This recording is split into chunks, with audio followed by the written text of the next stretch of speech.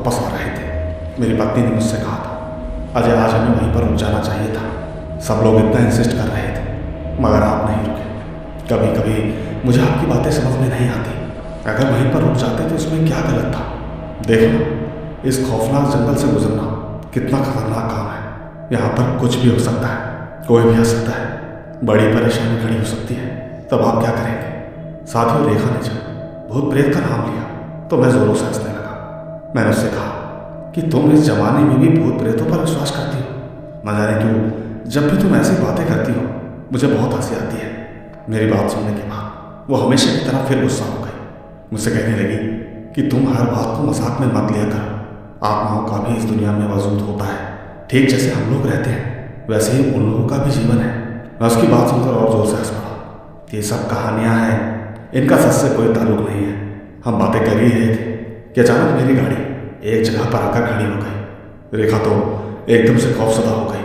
चारों ओर खौफनाक जंगल था। मैंने गाड़ी को स्टार्ट करने की बहुत कोशिश की मगर चलने का नाम नहीं ले रही थी। और तो और ऊपर से बारिश भी शुरू हो गई। अब तो शायद मैं भी घबरा चुका था, लेकिन मुझे अपनी चिंता नहीं थी। मुझे चिंता अपनी बीवी की थी। इतनी रात में उसे लेकर कहाँ जाता? सर्दी इतनी ज़्यादा थी कि हम गाड़ी में रात नहीं गुजार सकते थे। मैंने रेखा से कहा, समझ में नहीं आता क्या करूं, न जाने क्यों गाड़ी चलने का नाम नहीं ले रही।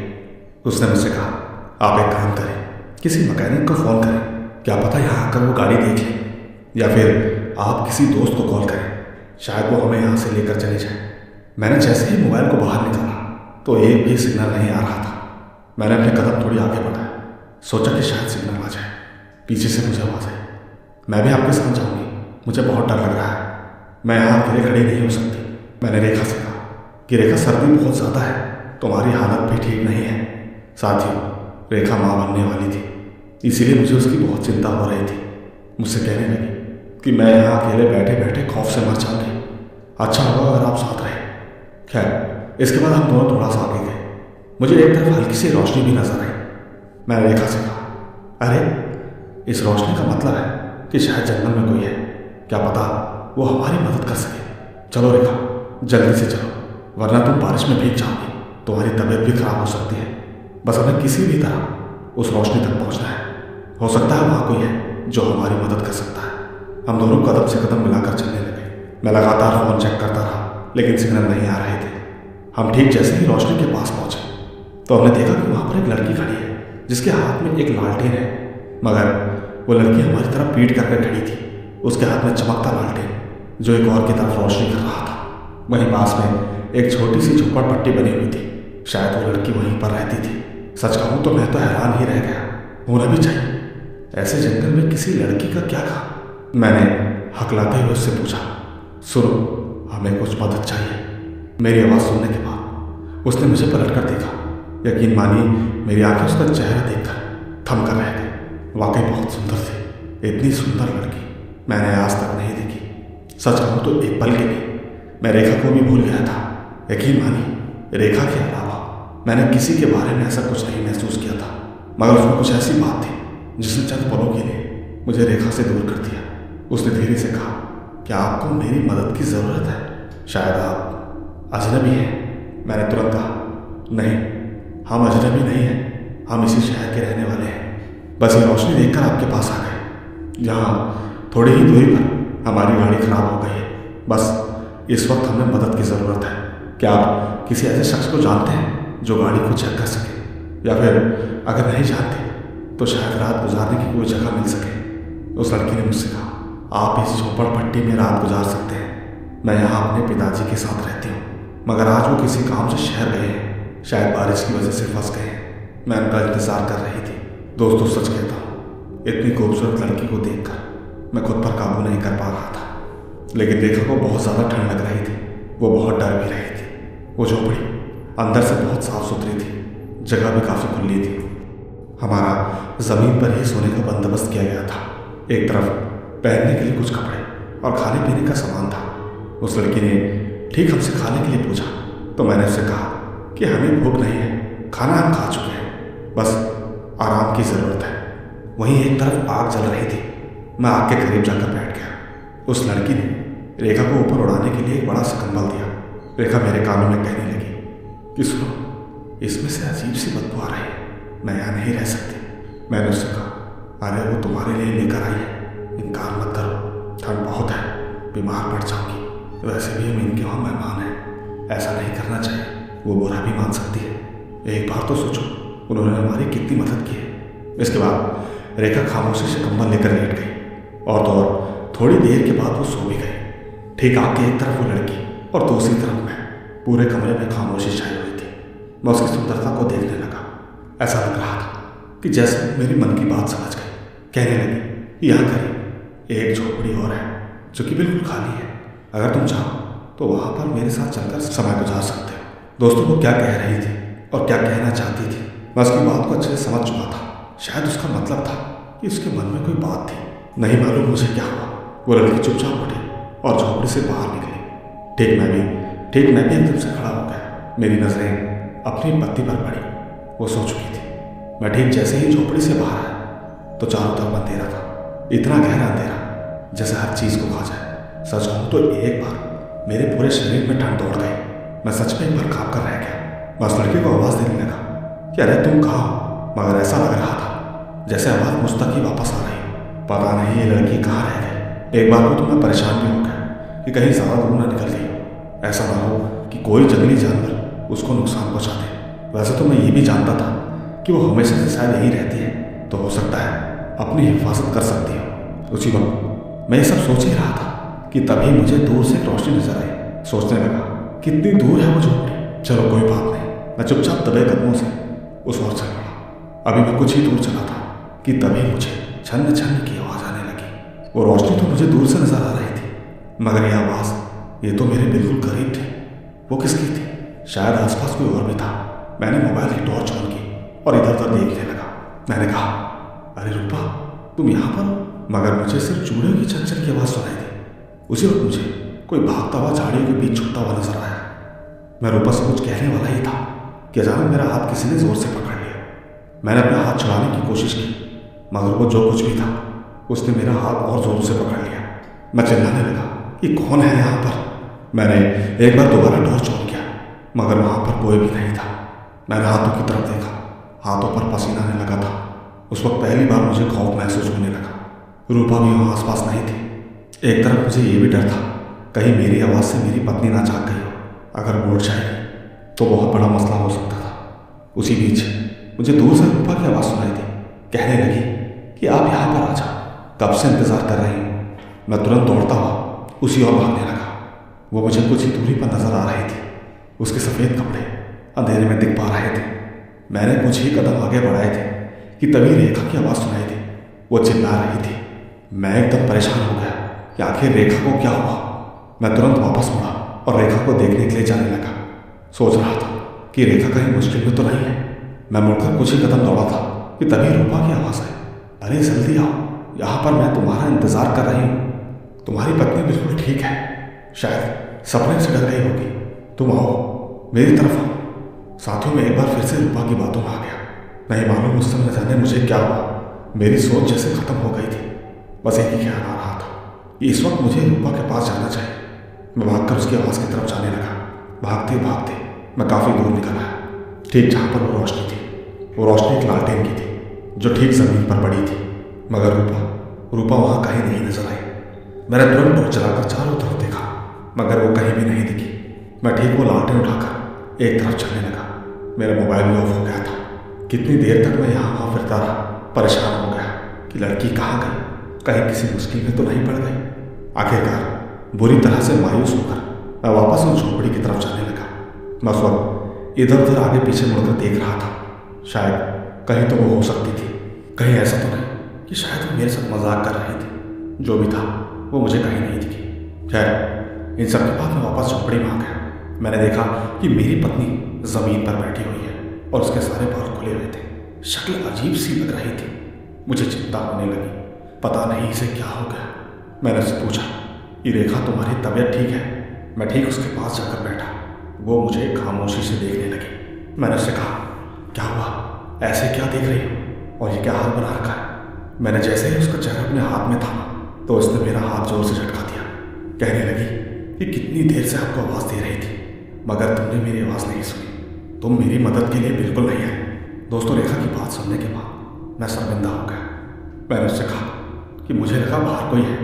चिंता हो रही थी कि कहीं कोई खतरनाक जानवर तो नहीं, इसीलिए मैं बाहर चला गया था। तुम आराम करो, तुम्हारी तबीयत ठीक नहीं है। मैंने रेखा को चुपचाप दोबारा सुना दिया और फिर बैठकर कुछ सोचने लगा। पता नहीं रूपा कहाँ चली गई। मैं पूरी रात आग के पास बैठा रहा। बैठा बैठा बस यही सोचता रहा कि कहीं रूपा को कुछ हो ना गया। पूरी रात कट गई। सुबह हुई तो मैं रेखा को लेकर झोपड़ी से बाहर आ गया। रेखा मुझे कुछ अजीब अजीब सी लग रही थी, जैसे पहले से कुछ बदल गई हो। मैंने इस बारे में ज़्यादा नहीं सोचा। बस जब गाड़ी स्टार्ट की तो गाड़ी चल पड़ी, वो भी पहली ही बार में। समझ नहीं आया कि मैंने रात को इतनी कोशिश की, पर अभी एक ही बारी में ऐसा कैसे हो सकता है। खैर, मैं रेखा को घर छोड़कर वहाँ से ऑफिस के लिए निकल गया। ऑफिस में पूरे दिन मुझे रूपा का ही ख्याल था। नहीं मालूम क्यों उस लड़के का चेहरा बार बार मेरी आंखों के सामने से हट नहीं रहा था। ऐसा लगा मालूम मैं उसे भूल ही नहीं पा रहा था। मन में ख्याल आया कि एक बार फिर से मैं उसी जगह पर जाऊंगा और देखूंगा कि रूपा वहां पर है या नहीं। आज भी मुझे वापस आते आते बहुत देर हो गई थी। ठीक उसी जगह पर आकर मैंने गाड़ी को ब्रेक लगा दिया, फिर तेजी से झोपड़ी की तरफ जाने लगा। मैं जैसे ही झोपड़ी के पास पहुंचा तो वहां पर एक बूढ़ा आदमी बैठा हुआ था। वो ठीक जमीन पर बैठकर मंत्र पढ़ रहा था। बाबा ने आंखें खोली और मुझसे कहा, कैसे आना हुआ बालक। मैं सोच में पड़ गया कि इससे कैसे पूछूं रूपा के बारे में। तभी मेरे मन में ख्याल आया। मैंने उनसे कहा, आपकी बेटी का शुक्रिया अदा करने आया था। कल उन्होंने हमारी बहुत मदद की। गाड़ी खराब हो गई थी तो उसने हमें यहाँ रहने की जगह दी।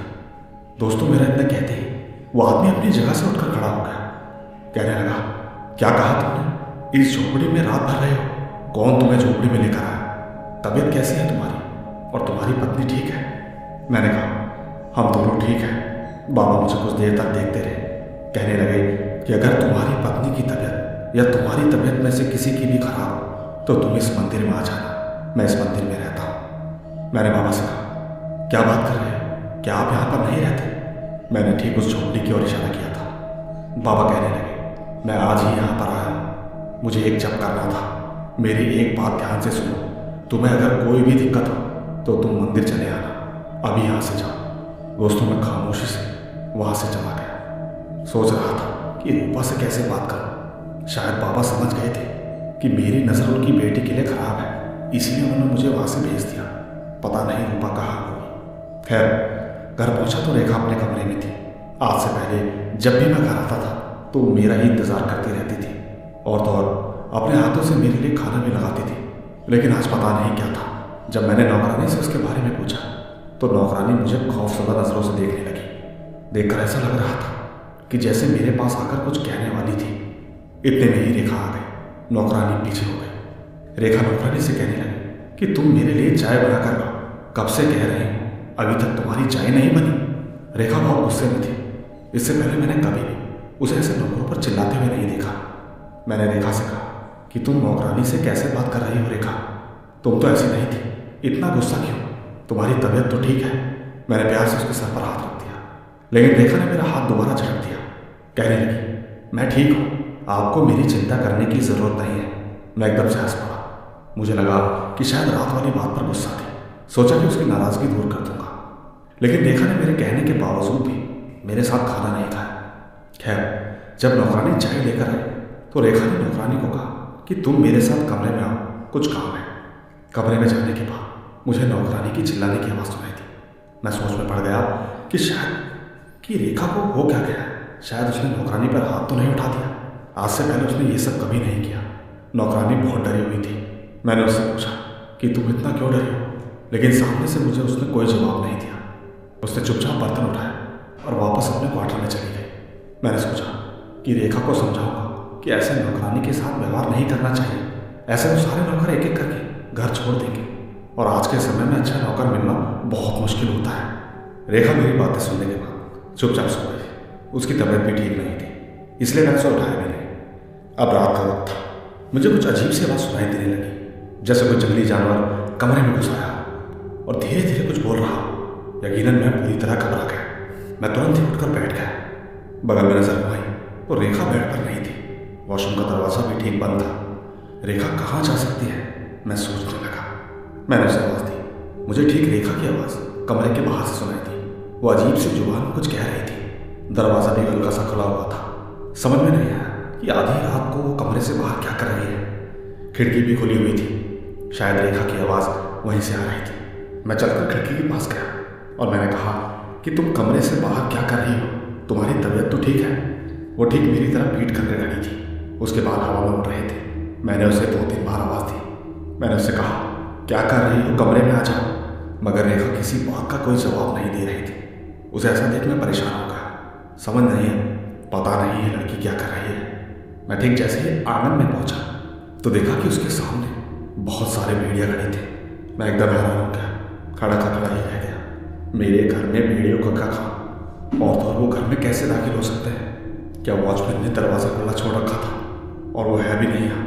ये सब कैसे हुआ? मैं तेजी से रेखा की तरफ आया। मैं डर रहा था कि कहीं इसे कोई नुकसान ना पहुँचा दे। सच कहता हूँ, इतना डर मुझे पहले कभी नहीं लगा था।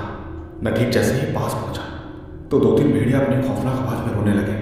लेकिन इससे भी ज़्यादा खौफनाक बात तो ये थी कि रेखा भी उन्हीं की तरह रो रही थी। देखकर ऐसा लगता था कि जैसे भेड़ियों के परिवार का हिस्सा। सच कहता हूँ, मैं अपनी जगह से हिल तक नहीं पाया। मैं ना ठीक रेखा की तरफ जा रहा था और ना ही वापस पीछे की तरफ मेरे कदम पड़ रहे थे। इसके बाद एक अजीब सा सीन दिखा मैंने। वो भेड़िया दीवार से कूदकर बाहर चले गए। इसके बाद घूमकर रेखा ने मेरी तरफ देखा। उसकी आंखें सुर्ख हो रही थी, चेहरा भी अजीब सा हो रहा था। देखते ही देखते उसका चेहरा धीरे धीरे नॉर्मल होने लगा। मैं बुरी तरह घबरा गया। मैं तुरंत वॉचमैन को आवाज़ देने लगा कि तुम कहाँ हो? मैं चिल्लाता हुआ वॉचमैन को आवाज़ देने लगा। वॉचमैन भागता हुआ मेरे पास आया, कहने लगा, क्या हुआ साहब, आप इस वक्त यहाँ पर क्या कर रहे हैं? आपकी तबीयत ठीक है? मैं उसे गुस्से में घूरने लगा, कहने लगा कि तुम्हारे सामने भेड़िया घर में आ गए। अगर वो रेखा को कोई नुकसान पहुँचा देते तो क्या होता? वॉचमैन मुझे ऐसे देखने लगा जैसे मैं पागल हूँ। कहने लगा कि साहब, आपने कोई सपना तो नहीं देखा? भेड़िया घर में कैसे आ सकते हैं? इस सोसाइटी में तो ऐसा पॉसिबल ही नहीं है। यहाँ तो आसपास कोई जंगल भी नहीं है। मैंने वॉचमैन की बात पर गौर किया, क्योंकि मैं भी यही बात सोच रहा था। मगर मैंने अपनी आंखों से भी तो देखा था, उसे मैं कैसे झुठला दूँ? मैंने उससे कहा, ठीक है, तुम अपनी ड्यूटी अच्छे से करो। मैं ठीक रेखा का हाथ पकड़कर वापस कमरे में आ गया। रेखा किसी रोबोट की तरह चलते हुए बेड पर आकर बैठ गई। वो ठीक छत की तरफ देखने लगी। मुझे बहुत कुछ अजीब लग रहा था। रेखा बहुत बदली बदली सी लग रही थी। अब मुझे समझ आ रहा था कि वो नहीं है जिससे मैं प्यार करता हूँ। उसे देखकर लग रहा था कि जैसे वो गलती से इस दुनिया में आ गई। मैंने उससे कहा कि तुम इतनी परेशान क्यों हो, या फिर तुम मेरी किसी बात पर गुस्सा हो? सामने से मुझे जवाब मिला, नहीं, मुझे आपकी किसी बात पर कोई गुस्सा नहीं है। मैं सोना चाहती हूँ, थक चुकी हूँ। इतना कहकर रेखा बेड पर लेट गई। मैं देर रात तक यही सोचता रहा कि ये सब एकदम से कैसे हो गया। विश्वास करने का मन नहीं कर रहा था, मगर सब कुछ झूठ भी तो नहीं था। मैंने हर चीज़ अपनी आंखों से देखी, कैसे भूल सकता हूँ? मैं ये सब कुछ सोच ही रहा था कि तभी मेरे दोस्त का कॉल आया। आपको बता दूँ कि मेरा दोस्त इंस्पेक्टर है। हम दोनों की बहुत अच्छी दोस्ती है। उस वक्त मैं उसकी आवाज़ सुनकर शांति महसूस कर रहा था। एक बार को तो मैंने सोचा कि मेरे साथ जो कुछ भी हुआ वो मैं अपने दोस्त के साथ शेयर करूँ। हो सकता है कि शायद वो इन सब में मेरी मदद कर सके। लेकिन जो बात मुझे शंकर ने बताई, उसे सुनकर मैं अपनी जगह से उठकर खड़ा हो गया। मैं ठीक गाड़ी लेकर घर से बाहर निकल गया। मैंने गाड़ी ठीक उसी जगह पर रोकी जहाँ पर मैंने उस वक्त भी रोकी थी। शंकर ठीक रोड पर ही खड़ा था। मैं जैसे ही बाहर निकला तो शंकर ने मुझसे कहा, हौसला रखो अजय, जो मंजर देखने को मिलने वाला है वो बहुत खौफनाक है। मुझे मालूम है कि तुम इस बात को बर्दाश्त नहीं कर पाओगे। तुम्हारे लिए बहुत बड़ा दुख है। शंकर ने मुझसे कहा कि यहाँ पर 2 लड़कियों की लाशें मिली, जिनमें से एक भाभी है और दूसरी लड़की पता नहीं कौन है। आओ मेरे साथ। मैं ठीक उसके साथ उस जगह पर चल पड़ा जहाँ पर उसके कहने के मुताबिक रेखा की लाश पड़ी थी। मैं जब वहाँ पहुँचा तो सच में 2 लाशें सामने थी, जिनके ऊपर चादर ओढ़ी हुई थी। शंकर ने जब चेहरे से चादर हटाई तो मेरी आंखें खुली की खुली रह गई। मैं कभी शंकर को देखता तो कभी उस लाश की तरफ। सामने रूपा की लाश भी थी। उसे देखकर मेरा शक यकीन में बदल गया। मुझे आज भी याद है कि जब वो मुझे अपनी तरफ बुला रही थी तो अचानक गायब हो गई थी। शायद इसे किसी ने मार दिया। पर लेकिन अभी एक लाश पर पर्दा बाकी था। शंकर ने जैसे ही दूसरी लाश के ऊपर से पर्दा हटाया तो मेरे मुंह से एकदम चीख निकल गई। मैंने देखा कि वो बिल्कुल रेखा जैसी थी। मैं तेजी से भागते हुए उसकी तरफ गया। मैं पूछने लगा, ये कौन है? ये रेखा नहीं हो सकती। रेखा तो घर पर सो रही है। शंकर, कौन है? मुझे बताओ कौन है? मैं पागलों की तरह उसके चेहरे की तरफ देखते जा रहा था। शंकर कहने लगा, ये रेखा भाभी है। शंकर ने एक ही बात कही कि अभी इन दोनों को पोस्टमार्टम के लिए भिजवा देते हैं, उसके जरिए पता चल सकता है कि इनकी मौत कैसे हुई। जहाँ तक मेरा अंदाज़ा है, शायद इनकी मौत 2-3 दिन पहले हुई है और ये लड़की शायद 1 हफ्ते से यहाँ पर है, क्योंकि इसकी लाश काफ़ी हद तक खराब हो चुकी है। मैं समझ नहीं पाया आखिर ऐसा कैसे हो सकता है। मैं उससे कहने लगा कि तुम मेरी बात का विश्वास करो, मैं उससे अभी भी घर छोड़ कर आया हूँ, वो घर पर है। शंकर ने मुझे तुरंत गले से लगा लिया। मैं फूट फूट कर रोता रहा। शंकर ने कहा, फिक्र मत करो, जो सच है वो सामने आ जाएगा। मुझे बस एक ही डर है कि कहीं पुलिस तुम्हें इन सब में इन्वॉल्व ना कर ले। साथ ही मुझे सबसे ज़्यादा चिंता तो इस बात की थी कि अगर रेखा 2 दिन पहले मर चुकी है तो जो मेरे साथ घर में रह रही है वो कौन है। मैंने शंकर को सारी बातें बताई। शंकर ने मुझसे कहा, तुम्हारे साथ इतना सब कुछ हुआ और तुम अब भी ये मानने को तैयार नहीं। इसके बाद हम वापस घर आ गए। रूपा के बारे में पता चल गया था कि वो कौन थी। वो एक हॉस्पिटल की स्टूडेंट थी। पढ़ाई के सिलसिले में वो शहर में रह रही थी। उसका ताल्लुक गाँव से था। उसकी मौत भी कुछ अजीब तरीके से हुई। उसके दोस्तों ने कहा कि पिछले कुछ दिनों में वो अजीब सी हरकतें कर रही थी। वो किसी के साथ अच्छे तरीके से बात नहीं करती थी, सबके साथ लड़ाई झगड़ा कर रही थी। फिर एक दिन जब वो यहाँ से गई तो कभी वापस ही नहीं आई। मैंने शंकर से कहा, शंकर मेरी पत्नी तो बच्चे की माँ बनने वाली थी। मैंने कितना कुछ सोचा था। अब मेरी पत्नी मुझसे बिछड़ गई, भगवान उसकी रक्षा करे। अगर वो कहीं जिंदा है तो जल्द ही मेरे पास लौट आए। सच कहूँ तो मैं विश्वास करने को तैयार ही नहीं था कि वो मर चुकी है। खैर, उस रात पर अपने कमरे में सो रहा था जब मुझे रेखा की आवाज़ आने लगी। कह रही थी कि मैं तुम्हारे बगैर नहीं रह सकती, आ जाओ मेरे पास। मैं अचानक बेड पर उठकर बैठ गया। आवाज़ तो रेखा की ही थी। एक बार को तो मैं खुशी से पागल हो गया। कहने लगा कि रेखा तुम जिंदा हो, कहाँ हो तुम। मैं बेड से उठकर खड़ा हो गया। उसकी आवाज़ तो आ रही थी पर न जाने कहाँ थी। मैंने पूरा कमरा अच्छे से देखा, मुझे कहीं भी नजर नहीं आई। इसके बाद वो कहने लगी कि एक बार ऊपर देखो। तुमने हर तरफ देखा पर एक बार ऊपर देखो। मैंने जैसे ही ऊपर देखा तो मेरा खौफ से बुरा हाल हो गया। ऊपर रूपा लटकी हुई थी और जोर जोर से हंस रही थी। मैं उसे देखकर पूरी तरह घबरा गया। मैंने दोनों हाथों से दरवाज़ा खोलने की बहुत कोशिश की, मगर ऐसा लग रहा था कि जैसे किसी ने जकड़ रखा। वो मुझसे कह रही थी कि तुम नहीं बचोगे। तुम्हें बहुत शौक था ना लड़की की सुंदरता देखकर अकेलेपन से फ़ायदा उठाने का। आओ मुझसे फ़ायदा उठाओ। मैंने उसे कहा कि मैंने तुम्हारा कुछ नहीं बिगाड़ा। अगर तुम्हें मेरी कोई बात बुरी लगी हो तो मुझे माफ़ कर दो। बस इतना बता दो कि तुम हो कौन। उसने कहा, मैं एक छलावा हूँ। मैं लोगों की ज़िंदगी छीन कर उसके हिस्से की ज़िंदगी खुद जीता हूँ। मैं हर किसी का रूप ले सकता हूँ और मैं ही अब तक तुम्हारी पत्नी के रूप में तुम्हारे साथ रह रहा था। अच्छा होता अगर उसकी लाश को कहीं ठिकाने लगा देता, पर कोई बात नहीं। मैं तुम्हें मारकर तुम्हारी लाश को ठिकाने लगा दूंगा, किसी को पता तक नहीं चलेगा। बोलते बोलते वो धीरे धीरे मेरी तरफ आता रहा। दरवाज़ा अपने आप खुल गया। उसके दोनों हाथ मेरी गर्दन दबाने लगे। मैं खुद को छुड़वाने की बहुत कोशिश करता रहा, लेकिन उसकी शक्तियाँ मुझसे बहुत ज़्यादा थी। मेरी आंखें धीरे धीरे बंद हो रही थी। अचानक मेरी नज़र दरवाजे पर पड़ी। सामने शंकर का चेहरा नजर आया। शंकर के साथ ठीक एक आदमी था जो देखने में तांत्रिक की तरह नजर आ रहा था। उसका चेहरा मुझे देखा हुआ लग रहा था। वो तांत्रिक ठीक मेरे करीब आया। उसके हाथ में एक पानी की बोतल थी। उसने ठीक उस छलावा के ऊपर पानी डालना शुरू किया। अचानक से वो छलावा बुरी तरह चिल्लाने लगा और तो और उसके शरीर में आग लग गई। उसने मुझे एकदम से छोड़ दिया। उसके छोड़ते ही मैं ज़मीन पर जा गिरा। शंकर भागकर मेरी तरफ आया। कहने लगा, तुम ठीक तो हो? मैंने कहीं कोई नुकसान तो नहीं पहुँचाया? दूसरी तरफ छलावा जलने के बाद गायब हो गया। शायद वो जा चुका था। यकीन नहीं होता, ये सब कुछ मेरे लिए किसी सपने जैसा था। अचानक ही मेरा हंसता बसता जीवन बर्बाद हो गया था। पता नहीं इस छलावे ने और कितने लोगों का जीवन बर्बाद किया होगा। मैंने शंकर से पूछा कि तुम्हें कैसे मालूम हुआ कि मैं किसी मुश्किल में हूँ? शंकर ने बताया, जब हम दोबारा जंगल में तफ्तीश करने गए तब वहाँ पर इनसे मुलाकात हुई। इनसे जब मैंने इस बात का जिक्र किया तभी एकदम तुम्हारी मदद को तैयार हो गए। इन्होंने बताया था कि वो एक छलावा है। उसने रेखा को मारकर उसका रूप अपनाया था, फिर तुम्हारे साथ तुम्हारे घर भी चला गया। बाबा ने ये तक बताया कि अब उसका राज खुल चुका है। अब वो ज़्यादा देर तक इस रूप में नहीं रहेगा। उसे अब ठीक नए रूप की ज़रूरत होगी। बाबा को पूरा विश्वास था कि वो छलावा तुम तक ज़रूर आएगा। वो तो वक्त पर हम यहाँ पहुँच गए, वरना शायद तुम बच भी नहीं पाते। दोस्तों, इस बात को बहुत साल बीत चुके हैं, मगर आज भी मुझे ये वाक्य पूरी अच्छी तरह से याद है। मैं इसे कभी भूल नहीं पाऊंगा। शायद अगर उस रात मेरी नीयत में खोट ना होता और ना ही मैं उस लड़की के चक्कर में फंसता और ना ही ये सब कुछ होता, मगर अब बाकी का जीवन अब मैं शायद इसी पछतावे के साथ बिताऊंगा।